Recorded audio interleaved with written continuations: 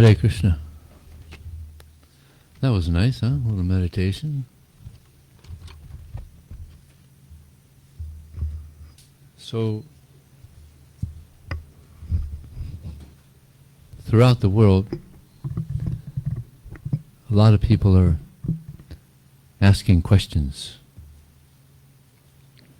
Not only people, animals also. Birds are looking for food, and animals are looking for food, and questioning. Shelter, food. Human beings, they're questioning a lot.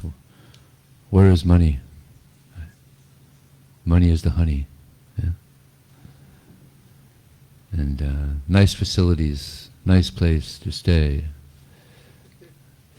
So there's a lot of questions. But the highest question, actually, Srila Prabhupada, our guru, he said an intelligent person will ask 3 questions. Why am I here? What's the goal of life? What happens at the time of death? These are 3 important questions. So why am I here? Actually, the purpose of the human form of life is to become pure. Now, because of connection with the material nature, people have become very impure. A lot of greed, lust, anger, avarice, a lot of dissatisfaction. So the nature of the soul is that it's pure. Just like when it rains, the distilled water falls and it's pure. Pure distilled water. Then it mixes with the dirt. It becomes muddy. So we were pure. We've come in contact with material nature. We become impure. But we can become purified. Just like the water, the distilled water, the rainwater mixes with the dirt, becomes muddy. It can become purified through the filtering process. So the soul can also become purified by this, what we were just doing, this meditation. It's purifying. It purifies the consciousness. There's a statement, little stanza in our books. Kalir doshanid he rajan asti heka mahadguna kirtana deva Krishna sya mukta sangha param bhajat. That in this age of Kali, see, there's many ages. This is called the age of Kali, called the age of quarrel and hypocrisy. Some of you may have seen some of this, quarrel and hypocrisy. Yes, it's happening. Kali Yuga. It's a very degraded age. But the one good quality of this age of Kali is that simply by chanting this mantra, this Hare Krishna mantra, one can become completely purified of all material contamination and become completely satisfied. People think that they'll be satisfied when they're wealthy, when they have a lot of money. Then I'll be satisfied. But actually, we'll know how rich we are, how wealthy we are, when we find out how many very valuable things we have that money can't buy. I have a question for you. What is a valuable thing that money can't buy? Huh? Influence? Success? Time? Relationship with Krishna? Love? Peace? Happiness? Yeah. The most valuable things that we treasure can't be bought with money. And by association with devotees or saintly people who are detached from material life, one can develop these qualities. And by hearing, just like we have the Bhagavad Gita. How many of you own a Bhagavad Gita? Please raise your hand. Okay. For those of you who don't have a Bhagavad Gita, you can pick them up at the table. If you like, you can give a donation. And if you don't, if for some reason you're having some financial, you can just take. No problem. Because the Bhagavad Gita is a great text of wisdom. It means a song of Krishna. And it explains in the Bhagavad Gita how to be completely satisfied. How to be aware of our spiritual nature. Vidya vinaya sambhane brahmane gavihastini suni chaiva plagika pandita samadars. That the saintly people, they see with equal vision a brahmana or a saintly person, a cow, an elephant, a dog eater. Why? Because they see the soul within all beings, the tree, the dog, the cat, the bird. They know that there's a life force there. So they're very respectful towards all living entities. That's another thing, yeah. Money can't buy respect. So many things. Yeah. So many things. Yeah. So you'll know how wealthy you are when you have these things. Peacefulness, self-control, honesty, wisdom. So many valuable things that people don't try to acquire.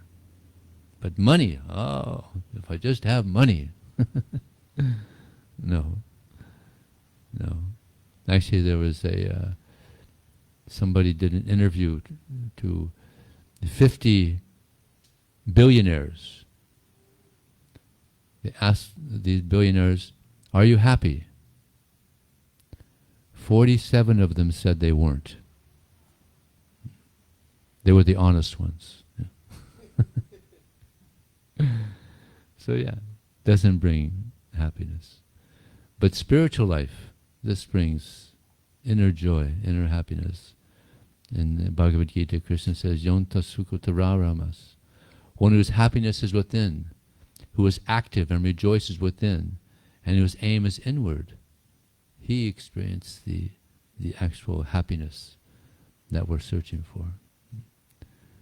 Because we're the soul within, we're not this body. The body is just a vessel for the soul. We're the soul within. And the next to the soul, there's a paramatma, super soul. And by seva, or service to the super soul, we experience this inner happiness. The body is, it's actually a great gift to us to help us grow spiritually. But unfortunately, a lot of people, they waste the human form of life, such a great asset for growth spiritually, but they waste it just on doing the activities of the animals. What are the animals doing? They eat, they sleep, they mate, and they defend. And if all the human beings are doing is eating, sleeping, mating, and defending, then as our Guru said, they're like polished animals. You know, they have the nice car, you know, they have a nice apartment or house, but the mentality is the same. Our Guru said that the person, the human being, they're driving down the street in their car with 4 wheels. The dog is driving or running down the street on the sidewalk next to the car. But the mentality is the same. Eating, sleeping, mating, defending. So no, the goal of the human form of life is not to just do the same activities as the animals. No. It's to inquire, why am I here? What happens at the time of death? What does happen? It's not like some people say that, you know, the body dies, that's it. No. That's not it. We're going to continue. None of us want to die. Anybody here want to die? We don't want to die. Why is it that we don't want to die? Because we don't. We don't die. When the soul leaves this body, we're going to go somewhere else, according to our karma. We're the architects of our future. However we live this life, we're creating our next life. Yeah. Just like I have a friend, his name is Alfred Ford. He's a great-grandson of Henry Ford. And you can imagine, he's born into a filthy rich family. And when he was growing up, he thought everybody was rich because he grew up in a rich neighborhood. Yeah. So why was he born into this Ford family and someone else is born into a family where they don't know when they're going to get their next meal? So why? Karma. Past activities.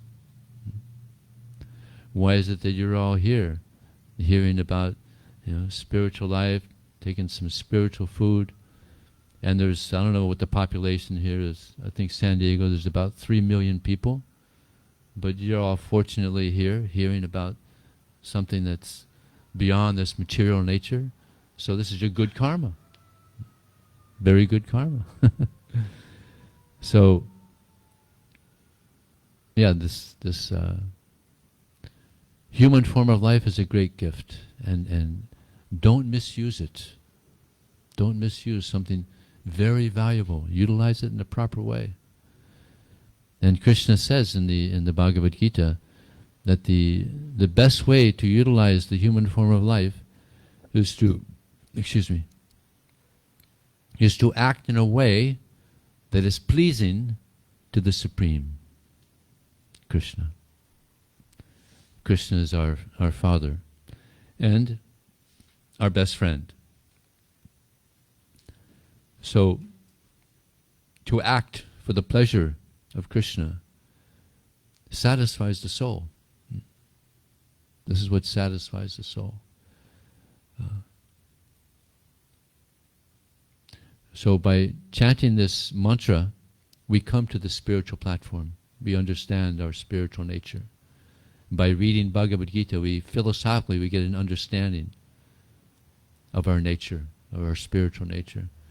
The Bhagavad Gita is such an amazing book. I found it in a library 43 years ago, and it was so fascinating. I couldn't put it down. I read it in like 7 days. It's a pretty good sized book, but it was just so amazing.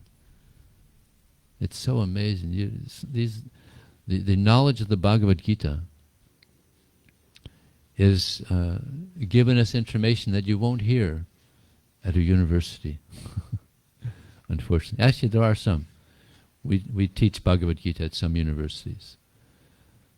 But it's very valuable knowledge. And the Bhagavad Gita teaches about karma. It teaches about time. It teaches about nature, material nature, spiritual nature. It teaches about the soul.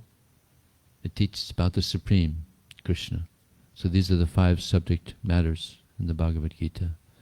So I encourage you, if you don't have a Bhagavad Gita, please take, and you won't be sorry. It'll be a good move in your life. So maybe we'll stop there. Is there any question? We'll leave some time for a question. The first question is always the most difficult because people are shy. Yes. Oh, yeah, okay. Thank you. Thank you very much for that. I appreciate it. My question is, you may have even seen this question coming if you've really thought this through. Is this thing on? Yeah. All right. So you said something about Henry Ford being born into a rich family. And why was he born into a rich family? Alfred Ford. Alfred, okay. Yeah. All right, so Alfred Ford was born into a rich family. And then you kind of implied he was born into a rich family because he had a good karma in his past life. Well, one would logically want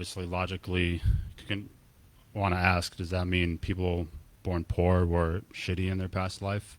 And secondly, just a side note I got from that was if he was rewarded in a rich family from being good, that's kind of implying money is good as well. You know what I mean?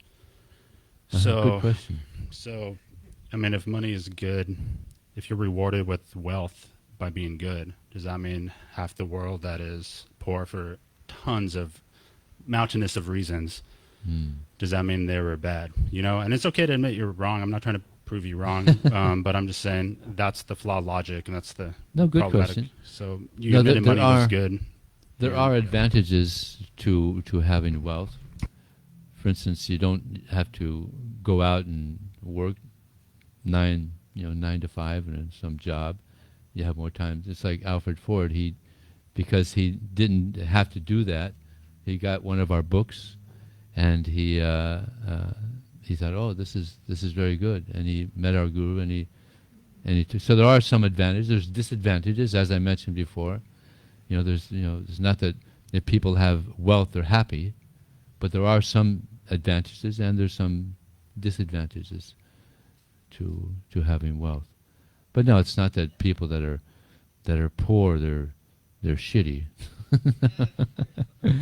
No, actually, again, people that are poor, they generally have more of a spiritual goal in life. Whereas people that are in Europe, they're very more wealthy. There's a lot of atheism, little poverty, a lot of atheism. So it goes both ways. So, yeah. Okay. Yes, she has a question.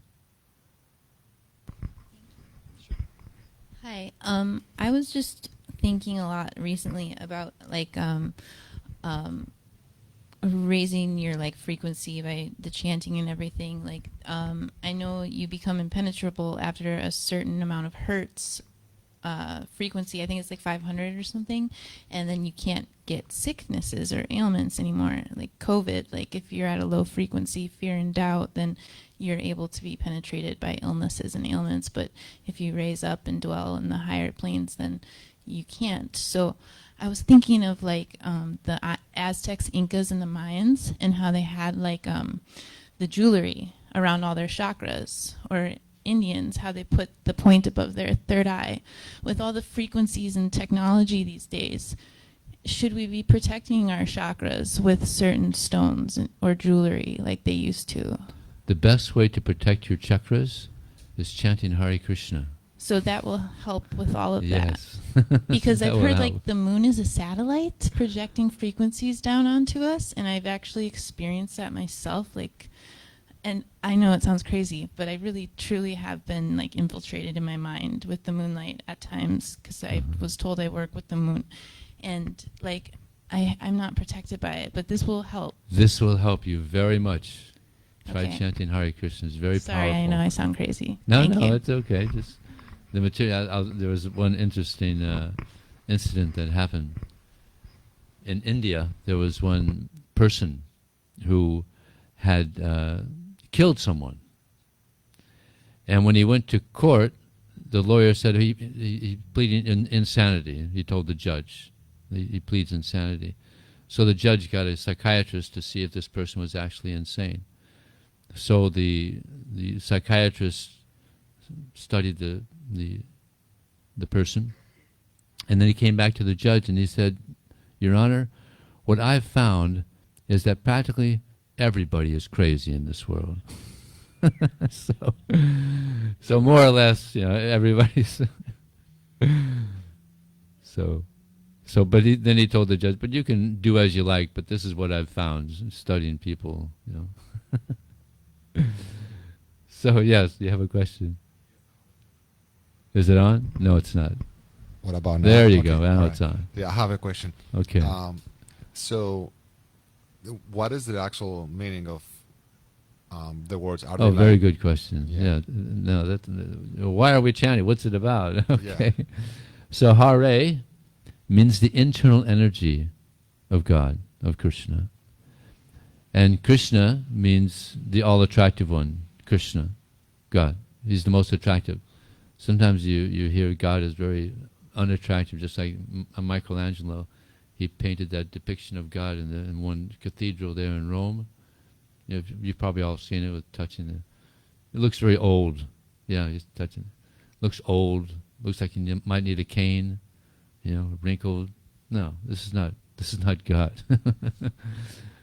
God is the most attractive. Therefore his name is Krishna. Very attractive, very beautiful, very attractive. And then Rama means the pleasure potency of God, of Krishna. So this is so God is so attractive, Krishna is so attractive. He's experiencing so much pleasure that pleasure is emanating from him. He's the reservoir of pleasure. So we connect to Krishna, then you experience unlimited pleasure. And we all want that, right? Huh? We all want pleasure. Unlimited pleasure. We don't want it to stop, right? We just want it to increase. Yes? Yeah. Correct? We just want it to always increase. That's in spiritual life. In material life, the pleasure comes to a certain level, then it decreases. Right? This is the nature of this world. The pleasures of this world comes to a certain level, then it decreases. Yeah. But in spiritual life, it's always increasing. Yeah. Unlimitedly. There's no limit.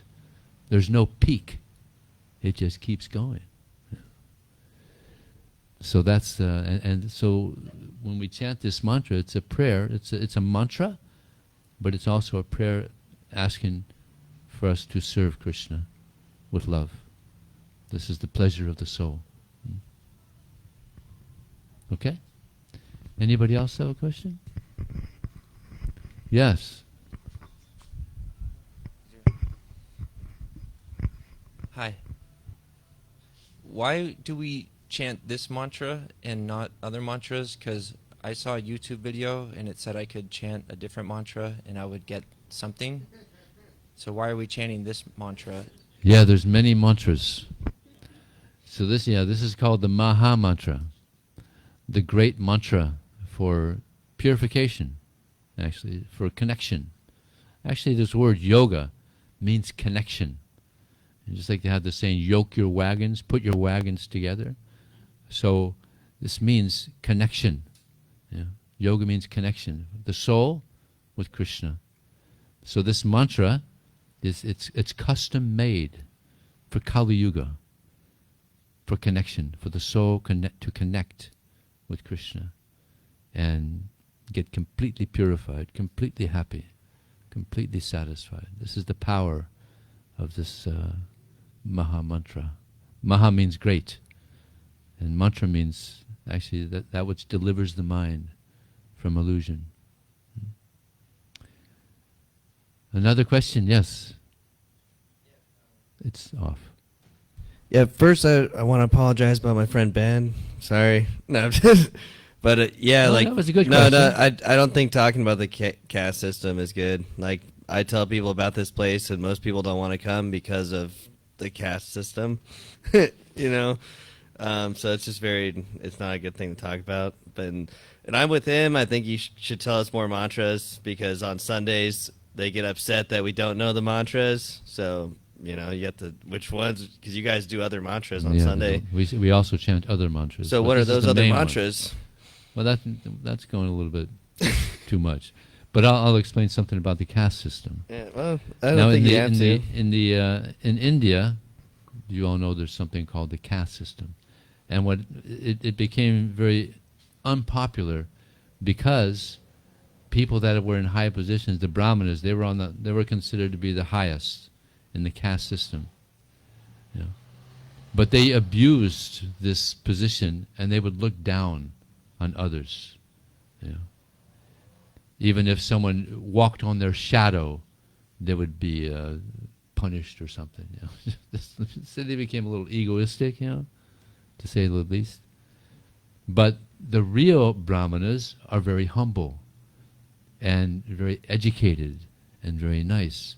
So they became polluted, you know. Just like in other religions, also there's the priestly caste. They look, down on others and do all kinds of nonsense. So that's there also in Hinduism. Now, by the way, this is not Hinduism. This is Vaishnavism. So the Brahmanas and the Kshatriyas, they're the rulers of society. Just like here in America, we have the government, we have the police. So in all societies, there's the Brahmanas, there's the intelligentsia. Just like now in society, there's the scientists. So they'd be considered like the Brahmanas. They're the intelligentsia, and then there's the Kshatriyas, or the ruling class, the police, the government, and then there's the businessmen, the Vaishyas. And then there's the workers. So that's there in all societies. Wherever you go, that caste system is there. But it became polluted. So the pure caste system is actually wonderful. It's wonderful because the Brahmanas, they were so advanced spiritually that they can guide in a very nice way the rest of society. So they could advance in spiritual life. That was the original Brahmanas. Very pure, very humble, very educated, very nice. But with Kali Yuga, it became polluted. So that was the... And my original question was, who is Kali, man? Kali. I feel like Kali could help me. Maybe I'm naive, but Kali Yuga is actually, it's not a person, it's a time. This is the time of Kali Yuga. And then there's Dwapara Yuga, which is the age before this one, which wasn't as bad as it is now. And before that it was Treta Yuga, which was better. And then before that it was Satya Yuga. Satya Yuga is the best, when everybody is practically pure. That's in another 427,000 years. So he won't be around. So there's a certain amount of time for each yuga. So after Kali Yuga, Satya Yuga starts again. Nice age. It's called the Golden Age. This is called the Iron Age. It's a terrible age. But the one good part of this age is that you just chant this mantra. And you become so pure, it's like you're in Satya Yuga. Yeah. What's that? Yes, yeah. Okay, is there anything else? Okay, if not, now we're going to have the last part of the program. We're going to have a nice vegan dinner here for you. Okay? So thank you very much. Hare Krishna.